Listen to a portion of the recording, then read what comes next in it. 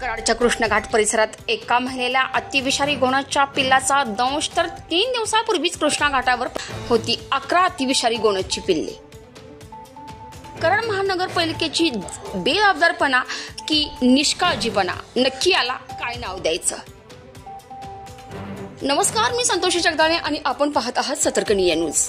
कराड येथील कृष्णा घाट प्रीतिसंगम बागेच्या बाहेरील खाद्यपदार्थांच्या गाड्यासमोर उभ्या असलेल्या महिलेला घोणेस या विषारी सापाच्या पिल्लाचा दंश झाला।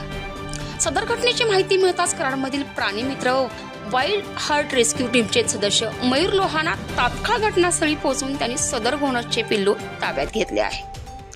या अगोदर 2 दिवसापूर्वी 11 पिल्ले ताब्यात घेण्यात आली होती। मात्र दरम्यान कराडच्या वाईल्ड हार्ट रेस्क्यू टीमच्या माध्यमातून प्रीतिसंगम बागेत सर्पदेश मोहीम राबवण्यात आली आहे।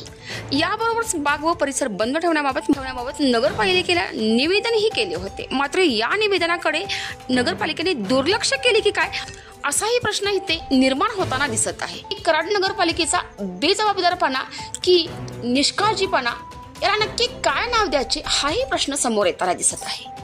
बाग बंद ठेवण्याबाबतचे निवेदन देऊनही मात्र या निवेदनाकडे नगरपालिकेने दुर्लक्ष का केले, असाही प्रश्न इथं उभा राहताना दिसतो।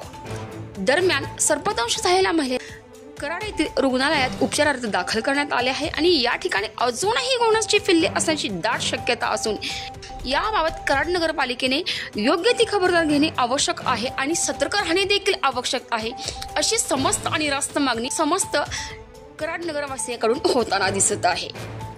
आणि या महत्त्वपूर्ण रिपोर्टसाठी सतर्कनीय न्यूज मुख्य संपादक विराट कदम सह सतर्कनीय न्यूज संतोषी जगदाळे, कराड।